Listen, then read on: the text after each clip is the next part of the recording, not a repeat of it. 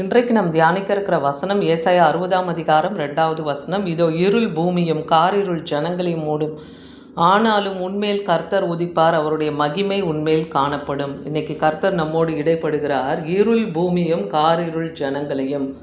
அப்போ இந்த பூமியில் ஏதோ ஒரு ஜனங்களுக்கு விரோதமாக, இந்த பூமிக்கு விரோதமாய் ஒரு இருளான கிரியை நடக்க போகுதுன்னா, ஆனால் கர்த்தருடைய வசனத்தை அறிந்து அவர் வார்த்தையை கை கொண்டு நடக்கிறவர்கள் மேலே கர்த்தர் உதிப்பார். ஆனால் மற்ற ஜனங்கள் மேலேயும் இந்த பூமியின் மேலும் இருளும் காரிருளும் இருக்குன்னு சொல்லப்படுகிறத பார்க்குறோம். அப்போ அவருடைய மகிமை அவரை அறிந்த ஜனங்களுக்கு மேல் உதிக்கும்.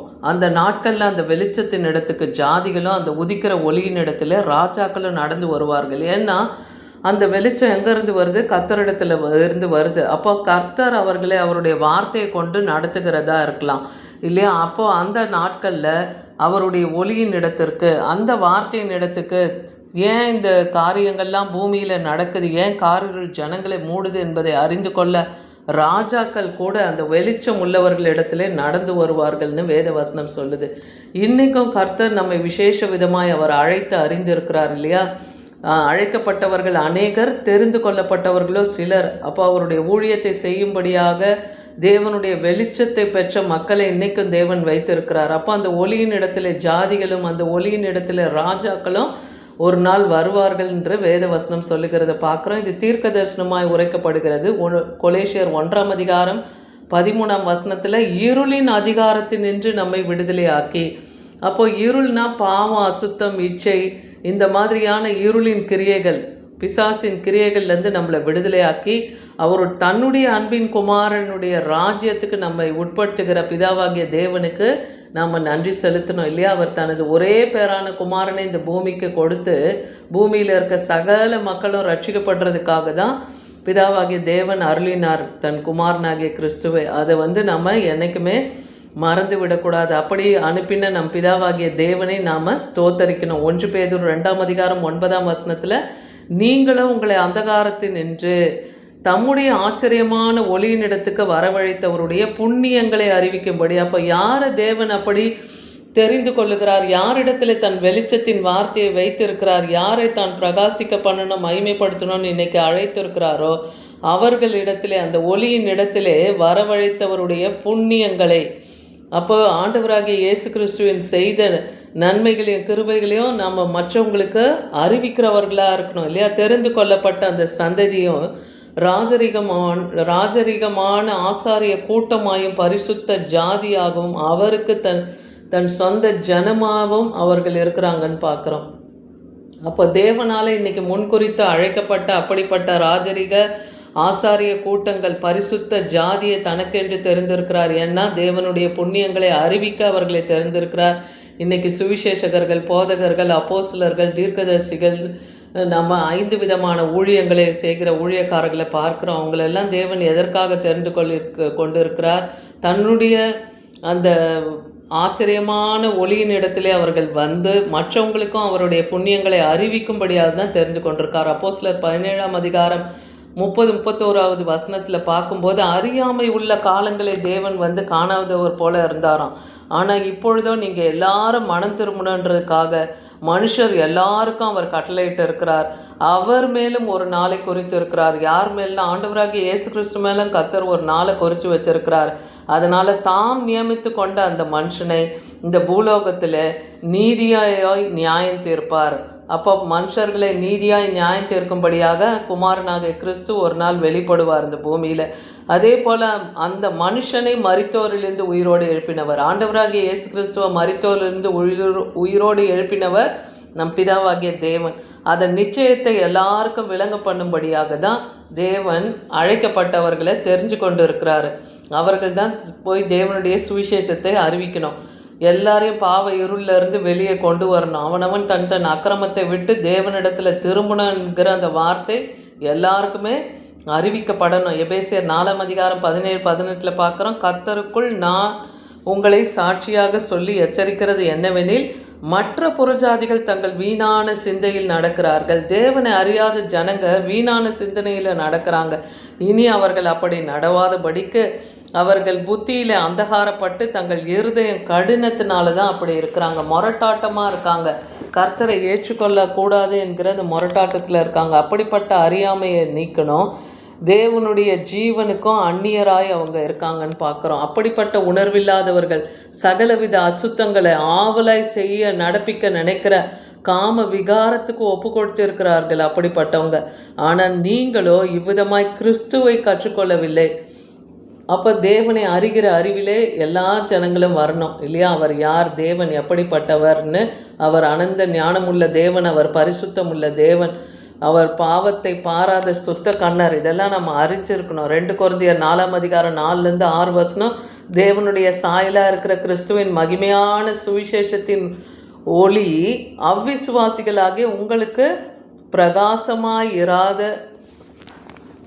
பிரகாசமாய் இராதபடிக்கு இப்பிரபஞ்சத்தின் தேவனானவன். அப்போ தேவனுடைய சுவிசேஷம் அறிவிக்கிறதுக்கு, அந்த ஒளி போய் தேவனை அறியாத அவிசுவாசிகளுக்கு போய் சேர்றதுக்கு, இப்பிரபஞ்சத்தின் தேவனாக இருக்கிற அந்தரங்க லோகாதிபதியாக இருக்கிற அந்த பிசாசானவன் அவர்களுடைய மனதை இன்னைக்கு குருடாக்கி வைத்திருக்கிறதுனால மெய் தேவனே அவங்களால கண்டறிய முடியல, அறிந்தாலும் அவங்களால ஏற்றுக்கொள்ள முடியல.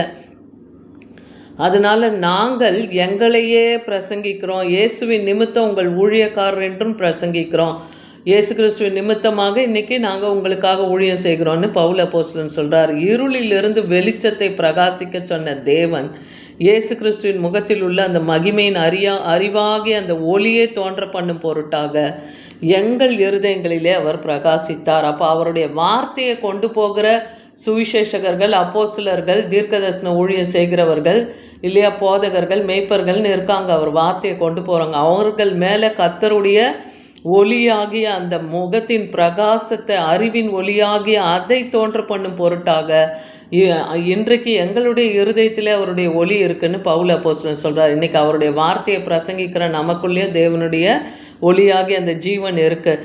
அதே போல் ஆண்டவர் ஆதியிலே வார்த்தையாக இருந்தார் இல்லையா? ஆண்டவராக இயேசு கிறிஸ்து ஆதியில் வார்த்தையாக இருந்தார். அந்த வார்த்தை தேவனிடத்துலேருந்து வந்தது, அந்த வார்த்தை தேவனாக இருந்ததுன்னு பார்க்குறோம்.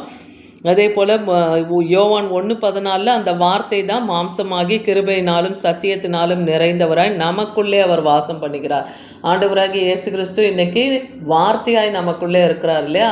கர்த்தரே ஆவியானவர்னு சொல்கிறோம்ல, அந்த கர்த்தர் யாருன்னா ஆண்டவராகி இயேசு கிறிஸ்து தான் கர்த்தராகவும் இருக்கிறாரு. அதனால் அவருடைய வார்த்தை நமக்குள்ளே இருந்ததுன்னா தேவனுடைய ஜீவன் நமக்குள்ளே இருக்குது இல்லையா? அதனால்தான் பிதாவுக்கு ஒரே பேரானுடைய மகிமைக்கு ஏற்ற மகிமையாகவும் அது நமக்குள்ளே இன்னைக்கு காணப்படுதுன்னு பார்க்குறோம். யோவான் 1ஆம் அதிகாரம் 18ஆம் வசனத்தில் தேவனை ஒரு காலம் கண்டதில்லை, பிதாவின் மடியில் இருக்கிற ஒரே குமாரனை அவரே வெளிப்படுத்தினார்.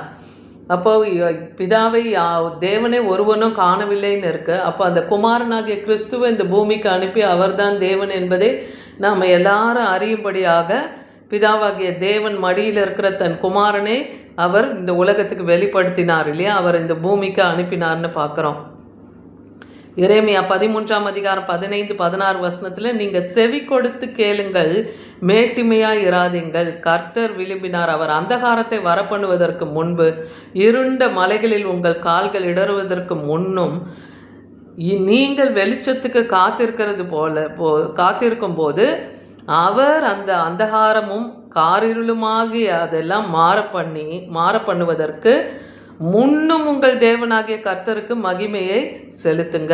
அப்போ இந்த முதல்ல நீங்கள் தேவனுக்கு செவி கொடுங்க, மேட்டிமையாக நடக்காதீங்கன்னு சொல்கிறாரு. ஏன்னா நீங்கள் எல்லாம் வெளிச்சத்துக்கு காத்திருக்கிறவங்களா இருக்கீங்க. அந்தகாரமும் காரிருளையும் மாற பண்ணுவதற்காக தான் உங்களுக்குள்ளே தேவன் கர்த்தருடைய மகிமையை அனுப்பியிருக்கிறார் இல்லையா? அவரை அனுப்பியிருக்கிறார். அவர் வார்த்தையை விசுவாசிக்கும் போது அந்த மகிமை உங்களுக்குள்ளே வெளிப்படும். அவர் சுவிசேஷத்தை நீங்கள் எங்கே போய் அறிவிக்கிறீங்களோ அப்போ இருளாக இருக்கிற அந்த இடத்தை தேவன் பிரகாசிக்க பண்ணுவார். அந்த ஜனங்களுடைய இருதயத்தை அவருடைய வெளிச்சத்தின் வசனத்தினால பிரகாசிக்க பண்ணுவார்னு பார்க்குறோம். 1 ராஜாக்கள் 8ஆம் அதிகாரம் 10ஆம் வசனத்திலையும் ஆசாரியர்கள் பரிசுத்த ஸ்தலத்திலிருந்து புறப்படுகையில் மேகமானது கர்த்தருடைய ஆலயத்தை நிரப்பினது.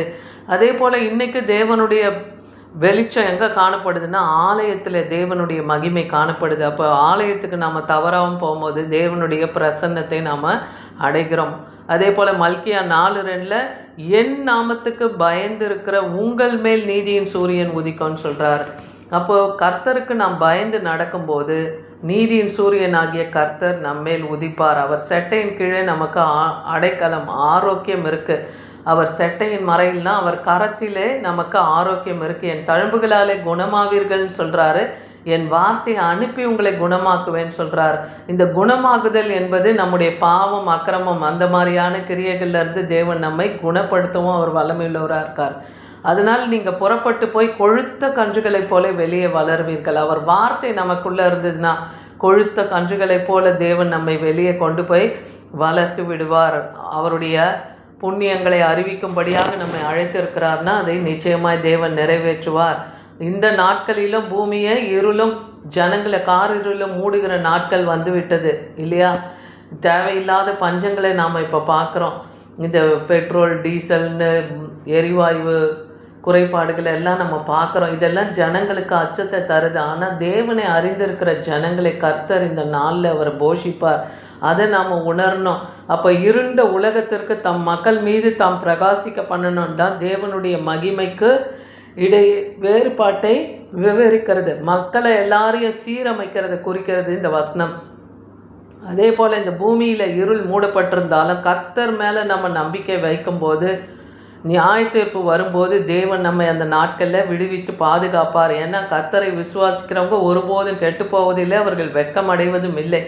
அதனால் கர்த்தருடைய ஒளியின் இடத்துல தம் மக்களிடத்திலே அவர் உதிக்கிறத நம்ம பார்க்கலாம். ஏன்னா அவருடைய வசனம் எங்கே இருக்கோ அங்கே தேவனுடைய ஒளி இருக்குது, வெளிச்சம் இருக்குது. தேவன் தமது பிரசன்னத்தை அவர்கள் ஜனங்களையெல்லாம் மறுசீரமைக்க பண்ணுறதுக்காக தன்னுடைய மகிமையை அவருடைய மக்களாகிய சீயோனிலும் எருசலேமிலேயும் அது வெளிப்படும் என்று அவர் வாக்குரைத்திருக்கிறார். அதனால் இன்னைக்கு கர்த்தரை விசுவாசிக்கிற நம் மீதும் தேவனுடைய கிருபை அவருடைய மக்கள் மீதும் இன்றைக்கும் கிடைக்கிறதுக்கு அவர் வாக்களித்திருக்கிறார். அதனால் கர்த்தரை விசுவாசித்து அவருடைய வார்த்தையை கொண்டு போகிற அவருடைய பிள்ளைகளுக்கு, அவருடைய ஊழியக்காரர்களுக்கு இந்த உலகத்தில் இருள் பூமியும் காரில் ஜனங்களை மூடினாலும் அவர்கள் மேல் கர்த்தர் உதித்து அவருடைய மகிமை அவர்கள் மேல் காணப்படும். ஆமென்.